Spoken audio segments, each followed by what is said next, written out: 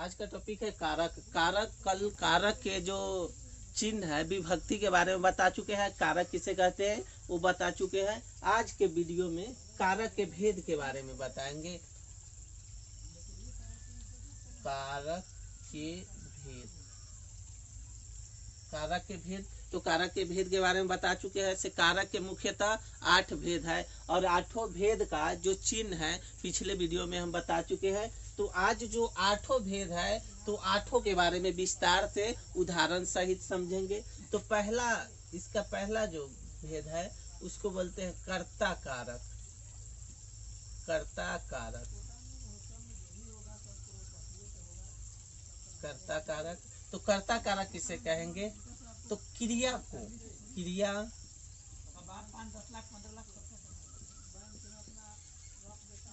क्रिया या काम को करने वाला, काम को करने वाला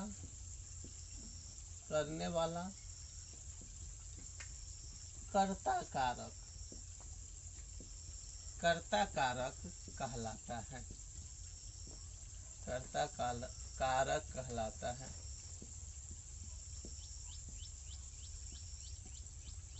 तो देखिए कर्ता कारक किसे कहेंगे? तो क्रिया को करने वाला, जो काम को कर रहा है, क्रिया अर्थात काम, जो काम को कर रहा है उसको कहेंगे कर्ता कारक। मतलब जिस व्यक्ति के द्वारा काम किया जा रहा है वह व्यक्ति कर्ता कारक कहलाएगा। जैसे देखिए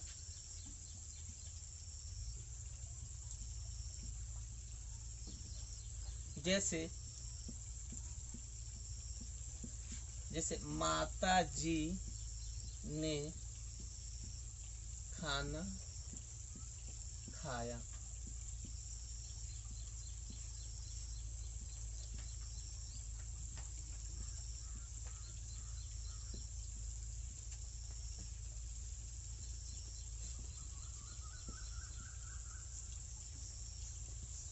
देखिए कर्ता कारक है, क्रिया को करने वाला अर्थात काम को करने वाला जो है वही कर्ता कारक कहलाता है। जैसे में देखिए माता जी ने खाना खाया, तो इस वाक्य में कार्य काम कौन कर रहा है, क्रिया कौन कर रहा है? तो इसमें क्रिया मुख्यतः माता जी कर रही है, तो इसमें कर्ता कारक माता जी हो जाएगी। काम को, मुख्यतः काम को करने वाला जो होगा उसी को हम कहेंगे कर्ता कारक। जिसके द्वारा कार्य किया जा रहा है उसको कहेंगे कर्ता कारक। जैसे देखिए माता जी ने खाना खाया, तो इससे मुख्य क्रिया कौन है, काम कौन कर रहा है? तो यहाँ पे माता जी काम कर रही है, तो यही माता जी कर्ता कारक हो जाएगी। और अगर कर्ता कारक चिन्ह के बारे में पूछेंगे तो कर्ता के बाद मुख्यतः जो प्रयोग किया जाएगा, अगर माता जी के द्वारा काम किया जा रहा है और उसके बाद जो विभक्ति आएगा, जो चिन्ह आएगा, उसी को कर्ता कारक चिन्ह कहेंगे। अब दूसरा उदाहरण है रमेश ने चोर पकड़ा। तो इसमें मुख्य काम किसके द्वारा किया जा रहा है? तो रमेश के द्वारा किया जा रहा है। रमेश ने चोर पकड़ा है, तो इसमें कर्ता कारक मुख्यतः जो काम करने वाला व्यक्ति है वो रमेश है। रमेश यहाँ पे मुख्य करता है और रमेश के बाद जो विभक्ति, जो चिन्ह लगा हुआ है वो विभक्ति या चिन्ह कहाएगा कर्ता कारक चिन्ह। अगर आपसे पूछा जाए रमेश ने चोर पकड़ा, इस वाक्य में कर्ता कारक चिन्ह क्या है? तो जो मुख्य काम करने वाले के बाद जो विभक्ति, जो चिन्ह लगेगा उसी को कर्ता कारक चिन्ह बोलते हैं। अब आइए दूसरा जानते हैं, कर्म कारक।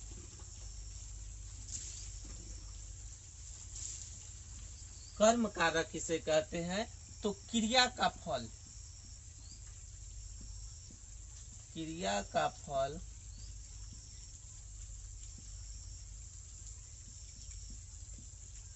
जिस व्यक्ति या वस्तु पर पड़े उसे कर्म कारक कहते हैं। देखिए कर्म कारक क्या होगा? तो क्रिया का फल जिस व्यक्ति या वस्तु पर पड़ेगा उसे हम कर्म कारक कहते हैं। क्रिया का फल जिस व्यक्ति पर पड़ेगा उसे हम कर्म कारक कहते हैं। तो क्रिया का फल किस पर पड़ रहा है, जैसे देखिए, जैसे राम ने रावण को मारा। देखिए इसमें राम ने रावण को मारा, तो क्रिया का फल किस पे पड़ रहा है, ये तो कर्ता हो गया मुख्य, तो क्रिया का फल रावण पर पड़ रहा है। और कर्म के बाद जो विभक्ति इस्तेमाल किया जाएगा, जिसका उपयोग होगा, उसी को कर्म कारक विभक्ति बोलेंगे। तो यहाँ पर को जो है कर्म कारक विभक्ति है, कर्म कारक चिन्ह या विभक्ति है। देखिए कर्म कारक होता है क्रिया का फल जिस व्यक्ति या वस्तु पर पड़े उसे हम कर्म कारक कहते हैं। जैसे देखिए राम ने रावण को मारा, ये जो वाक्य है तो इसमें राम मुख्यतः करता है, फल किस पर पड़ रहा है, तो रावण पे पड़ रहा है। तो जिस पर फल पड़ेगा उसी को कर्म कारक कहेंगे, और कर्म कारक के बाद जिस चिन्ह का प्रयोग किया जाता है उसी को कर्म कारक चिन्ह बोलते हैं। अब आइए जानते हैं तीसरा कारक। तीसरा कारक है करण कारक। करण कारक, करण कारक किसे कहते हैं, तो जिसके द्वारा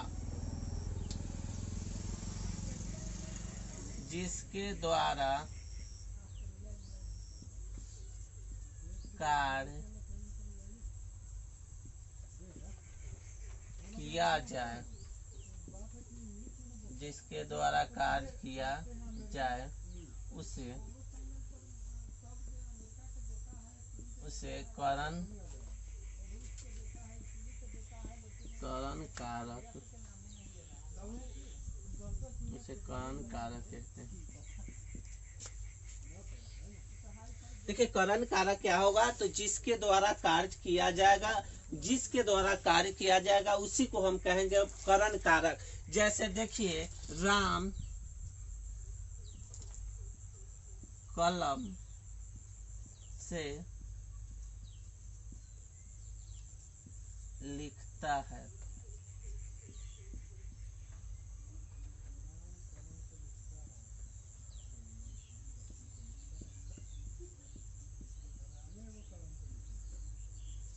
दाल के साथ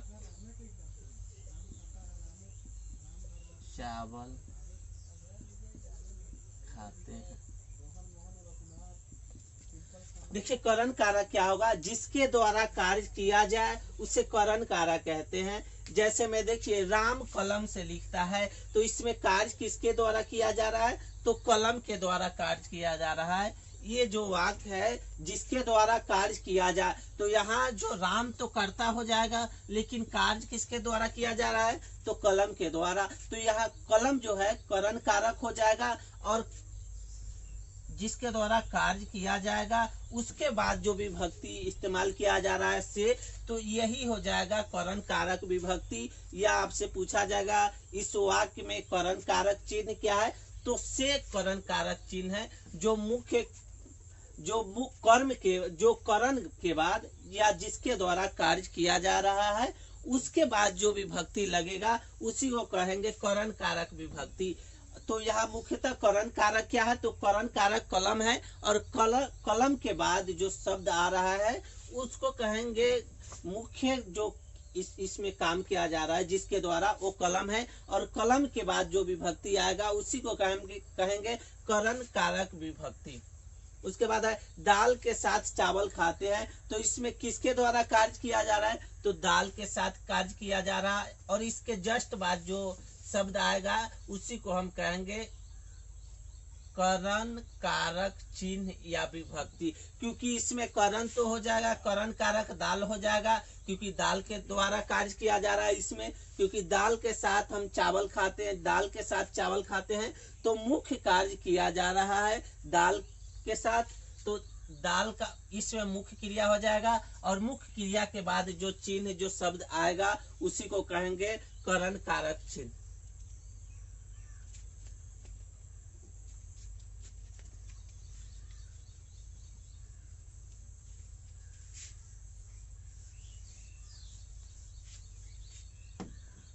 अब चौथा कारक है संप्रदान कारक।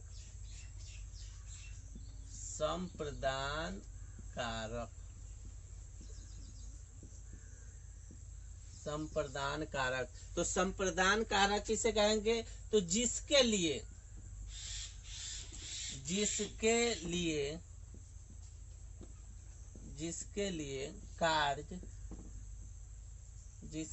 कार्य किया जाए, जिसके लिए कार्य किया जाए उसे संप्रदान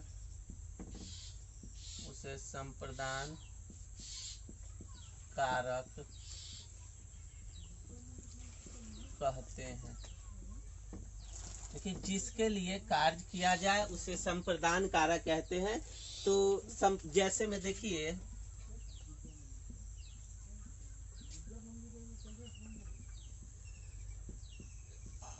भिखारी को भोजन दो। देखिए, जैसे देख लीजिए, भिखारी को भोजन दो, तो यह मुख्य कार्य किसके लिए किया जा रहा है? तो यह मुख्य कार्य जो किया जा रहा है भिखारी के लिए, और मुख्य कार्य के बाद जो शब्द प्रयोग किया जाएगा, जो उसी शब्द को हम कहेंगे संप्रदान कारक चिन्ह। तो इसमें मुख्य संप्रदान कौन है? किसके लिए कार्य किया जा रहा है? तो भिखारी के लिए। यहाँ पे मुख्य कार्य किया जा रहा है भिखारी के लिए, और इसके बाद जो चिन्ह होगा, जो शब्द होगा, उसी को हम संप्रदान कारक चिन्ह बोलेंगे। तो उसके बाद दूसरा उदाहरण है, पिताजी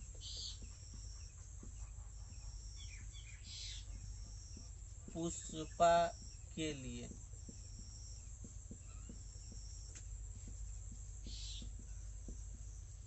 पुस्तक लाए। देखिए, दूसरा उदाहरण है, पिताजी पुष्पा के लिए पुस्तक लाए। तो इसमें किसके लिए कार्य किया जा रहा है? तो मुख्य कार्य किया जा रहा है पुष्पा के लिए, और पुष्पा के बाद जो विभक्ति होगा, उस विभक्ति को, उस चिन्ह को हम कहेंगे संप्रदान कारक चिन्ह। क्योंकि मुख्य क्रिया जिसके लिए कार्य किया जा रहा है वो पुष्पा है। पिताजी तो करता होगा, और मुख्य किसके लिए कार्य किया जा रहा है?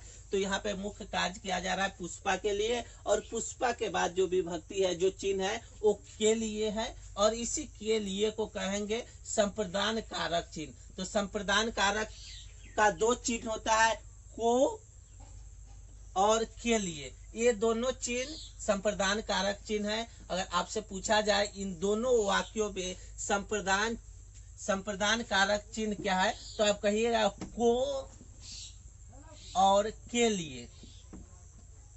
ये दोनों संप्रदान कारक चिन्ह हैं।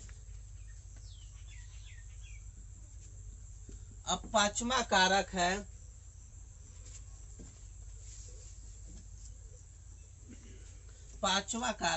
आपादान कारक।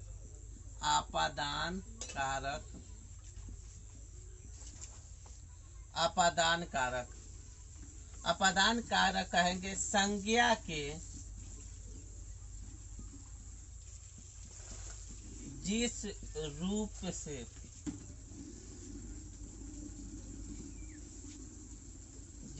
से अलगाव का बोध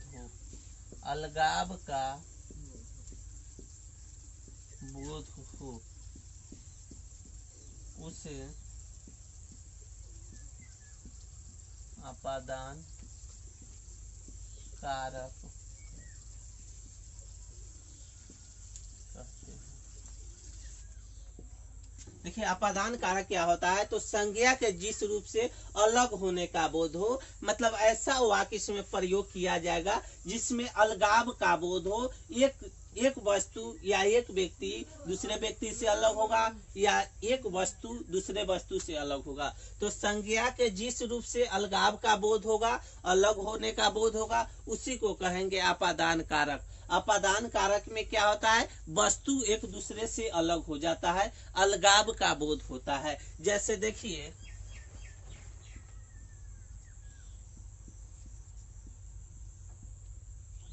जैसे पेड़ से पत्ता गिरता है। जैसे देखिए पेड़ से पत्ता गिरता है तो अलगाव का बोध कहाँ हो रहा है, पत्ता कहाँ से गिर रहा है, तो पेड़ से। यहाँ मुख्य क्रिया होगा पेड़ से, क्योंकि अलगाव का बोध पेड़ से हो रहा है। पेड़ से जो है पत्ता अलग हो रहा है, तो ये अपादान कारक हो गया। और यहाँ पे चिन्ह की बात करेंगे तो से जो है वो अपादान कारक चिन्ह है, क्योंकि इस चिन्ह से ही पता चल रहा है से वस्तु एक दूसरे से अलग हो रहा है। तो अपादान कारक मुख्य क्रिया हो जाएगा पेड़, क्योंकि पेड़ ही अलगाव का बोध करा रहा है, पेड़ से ही अलगाव हो रहा है। और से का जो इस्तेमाल यहाँ पर चिन्ह के रूप में किया रहा है, इसी से पता चल रहा है से ये जो पेड़ से पत्ता अलग हो रहा है, तो मुख्य इसमें चिन्ह का प्रयोग किया गया है से।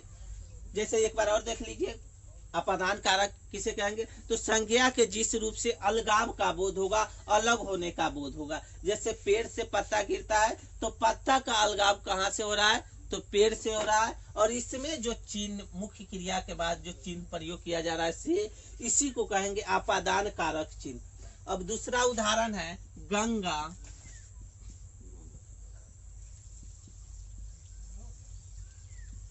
हिमालय से,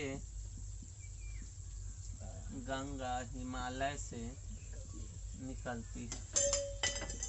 देखिए दूसरा उदाहरण है गंगा हिमालय से निकलती है। तो निकलती का मतलब क्या हुआ, इसमें भी अलगाव का बोध हो रहा है। और इसमें मुख्य क्रिया क्या है, कहाँ से निकलती है, तो हिमालय से। और हिमालय के बाद जो चिन्ह है, जो शब्द प्रयोग किया जा रहा है, उससे है। तो से क्या होता है, आपसे पूछा जाएगा इन दोनों वाक्यों में अपादान कारक चिन्ह क्या है, तो आप कहिएगा से जो है अपादान कारक चिन्ह है, जिससे अलगाव का बोध स्पष्ट हो रहा है। ये जो अपादान कारक है, इसमें अलगाव का बोध कराने वाले शब्द को हम कहेंगे अपादान कारक। पहला उदाहरण है पेड़ से पत्ता गिरता है, तो यहाँ पर पेड़ जो है वो मुख्य क्रिया में आएगा। और अलगाव का बोध किस चिन्ह के माध्यम से पता चल रहा है, तो से। इस दोनों शब्द में गंगा हिमालय से निकलती है, तो इसमें मुख्य क्रिया है अलगाव वाला क्रिया क्या है, हिमालय है, क्योंकि हिमालय से गंगा अलग हो रहा है, अलगाव का बोध करा रहा है। और मुख्य क्रिया के बाद जो चिन्ह है वो से है, तो इसीलिए हम कहेंगे से अपादान कारक का जो चिन्ह है उससे होता है।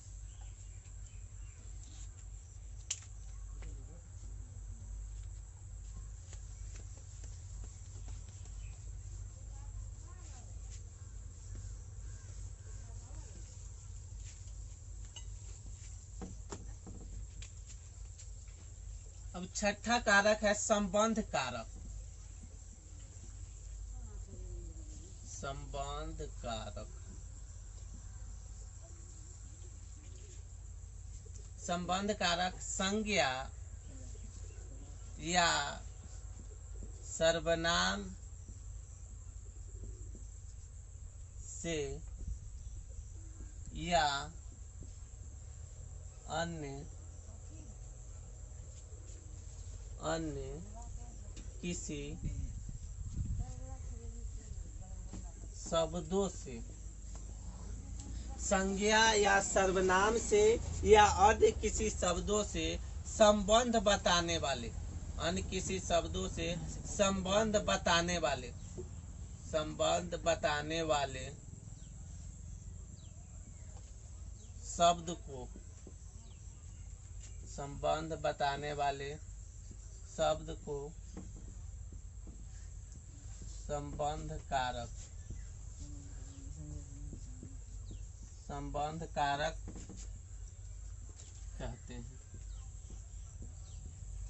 देखिए संबंध कारक में मुख्य क्या होगा, इसमें संबंध बताया जाएगा, संज्ञा का होगा या सर्वनाम का होगा या किसी अन्य शब्दों से संबंध बताया जाएगा। संबंध कारक में मुख्यतः आपको संबंधों के बारे में पता चलेगा, दो व्यक्ति का संबंध हो, दो वस्तु का संबंध हो, इसमें मुख्यतः संबंध का बोध कराया जा रहा है। जैसे में देखिए यह राम की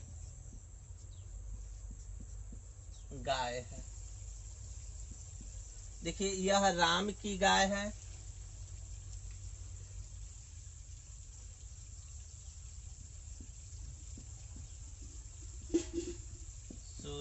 का घर अच्छा है। देखिए संबंध कारक किसको कहेंगे, तो संज्ञा, सर्वनाम या अन्य किसी शब्दों से संबंध बताएगा। तो संबंध कारक में मुख्यतः क्या होता है, संबंध पता चलता है। एक वाक्य में एक दूसरे से संबंध का बोध होगा तो समझ जाइएगा संबंध कारक है। तो संबंध कारक में मुख्यतः संबंधों की चर्चा होती है। तो यहाँ देखिए यह राम की गाय है, तो राम और गाय में संबंध बताया जा रहा है और जिस चिन्ह के माध्यम से बताया जा रहा है वो की चिन्ह है और का चिन्ह है। देखिए यह राम की गाय है, तो राम में और गाय में संबंध बताया जा रहा है, दो शब्दों में संबंध बताया जा रहा है और बीच की जो चिन्ह का प्रयोग किया गया है जिस विभक्ति को, तो उसी विभक्ति को संबंध कारक चिन्ह कहेंगे। तो इसमें चिन्ह क्या हो जाएगा, की हो जाएगा। यह सोनू का घर है, तो सोनू और घर में, सोनू का घर अच्छा है तो सोनू और उसके अच्छे घर में संबंध बताया जा रहा है और जिस विभक्ति का इसमें प्रयोग किया जा रहा है वो विभक्ति का है। तो अगर आपसे पूछेगा संबंध कारक चिन्ह इन दोनों वाक्यों में कौन कौन होगा, तो कहिएगा से यह राम की गाय है, इस वाक्य में मुख्यतः चिन्ह हो जाएगा की, और दूसरा सोनू का घर अच्छा है। तो ये दो, यहाँ पे दो शब्दों में इस संबंध बताया है, तो सोनू और उसका अच्छा घर, इन दोनों में संबंध बताया है। अब बीच का जो क्रिया जो दोनों को स्पष्ट कर रहा है वो का है, इसीलिए इन दोनों में संबंध कारक चिन्ह क्या हो जाएगा, तो इसमें चिन्ह हो जाएगा की और का। संबंध कारक चिन्ह क्या होता है, काके की, रारे री और नाने नी, तो इसमें चिन्ह प्रयोग किया जा रहा है का की। अब सातवां कारक है, अब सातवां कारक है अधिकरण। सातवां कारक है अधिकरण कारक। अधिकरण कारक है संज्ञा के जिस रूप से, संज्ञा के जिस रूप से समय, स्थान एवं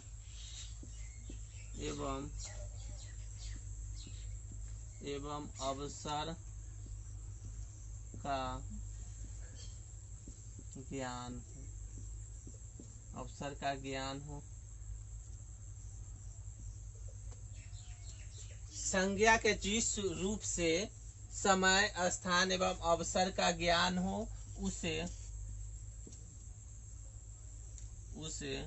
अधिकरण कारक, उसे अधिकरण कारक कहते हैं,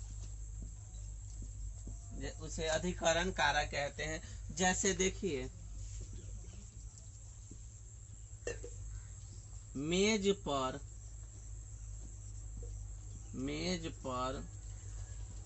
पुस्तक है, मछली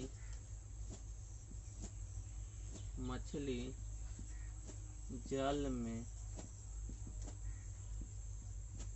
रहती है।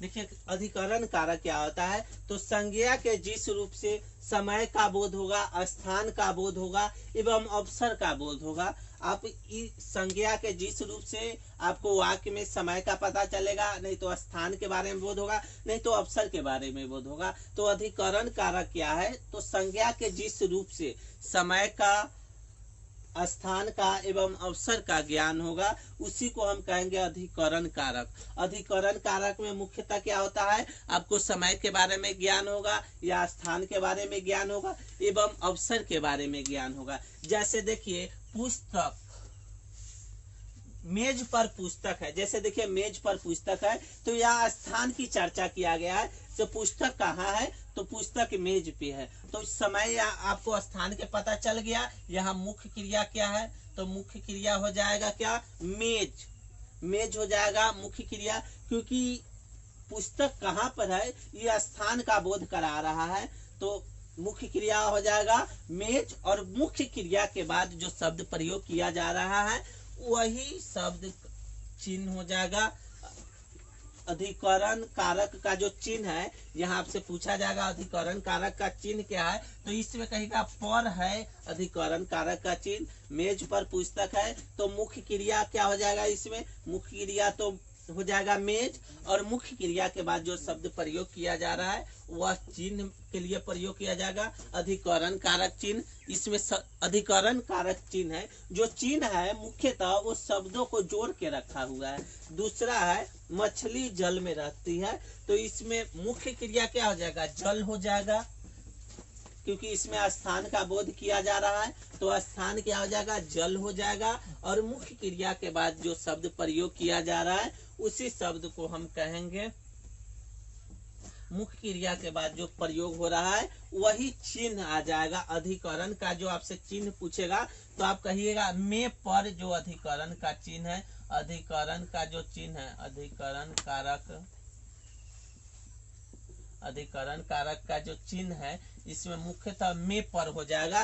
पहला जो है स्थान का बोध कराने वाले शब्द को अधिकरण कहेंगे, तो स्थान का बोध कहाँ करा रहा है, मेज, मेज जो मुख्य क्रिया है ये स्थान का बोध करा रहा है, और इसमें आपसे चिन्ह पूछा जाएगा तो चिन्ह इसमें पर हो जाएगा। दूसरा है मछली जल में रहती है, तो मछली मुख्यतः कहाँ रहती है, तो जल में, इसमें मुख्य क्रिया क्या है, जल है, और मुख्य क्रिया के बाद जो शब्द प्रयोग किया जाएगा वही शब्द हो जाएगा चिन्ह, चिन्ह वही हो जाएगा। तो इसमें जल के बाद क्या प्रयोग किया जा रहा है, तो में प्रयोग किया जा रहा है, तो ये जो में है वो अधिकरण कारक चिन्ह में आ जाएगा। तो अब आइए जानते हैं आठवीं कारक कौन है।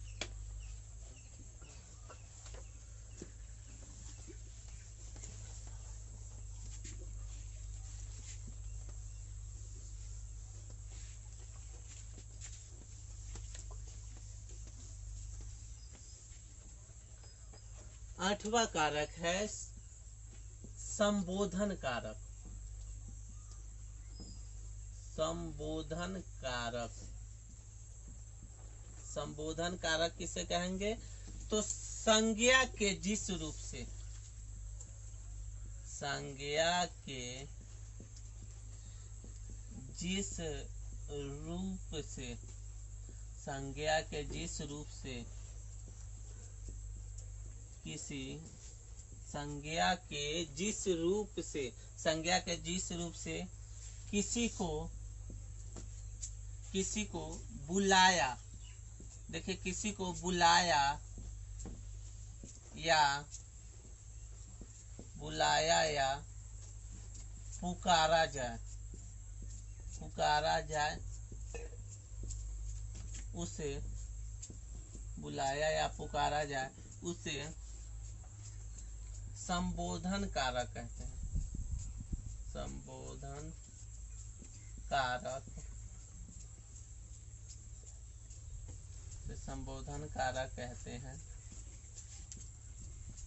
जैसे देखिए, जैसे हे प्रभु हमारी रक्षा कीजिए।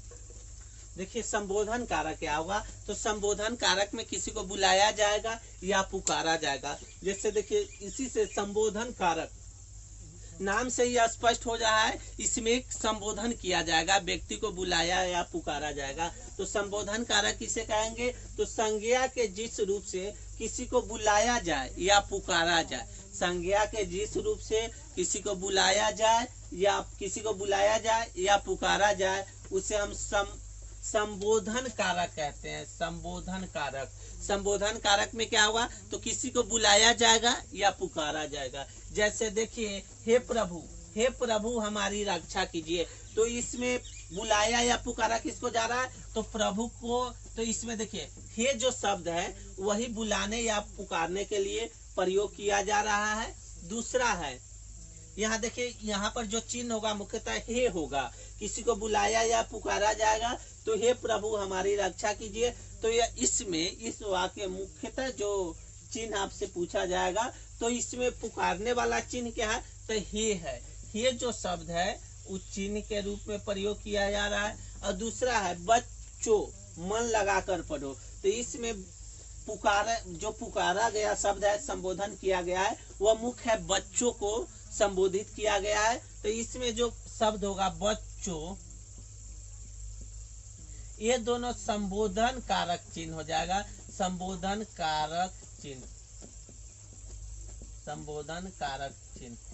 देखिए संबोधन कारक में किसी को बुलाया जाएगा, पुकारा जाएगा। जैसे नाम से ही स्पष्ट है संबोधन करना है, तो किसी को बुलाया जाएगा या पुकारा जाएगा। तो बुलाने और पुकारने के लिए जिस शब्द का प्रयोग किया जाएगा तो उसी को संबोधन कारक कहेंगे। और संबोधन कारक के बाद जस्ट बाद जो चिन्ह आएगा, जो विभक्ति आएगा, वही इसका मुख्य चिन्ह हो जाएगा, वही शब्द को जोड़ कर रखेगा। जैसे देखिए इसमें सीधे रहता प्रभु हमारी रक्षा कीजिए, तो ये एक शब्द हो जाता है, लेकिन हे लगा दिया गया है तो इसमें चिन्ह का प्रयोग किया जा रहा है। बुलाने या पुकारने वाला क्या है, तो हे प्रभु है। और उसके बाद दूसरा है बच्चों, मन लगाकर पढ़ो। तो इसमें संबोधन किसका किया गया है, तो बच्चों का। तो संबोधन कारक और मुख्य चिन्ह बच्चों हो जाएगा। ये तो हे और बच्चों जो है वो संबोधन कारक चिन्ह है। तो आज का हमारा कारक का जो टॉपिक है समाप्त हुआ, हो गया।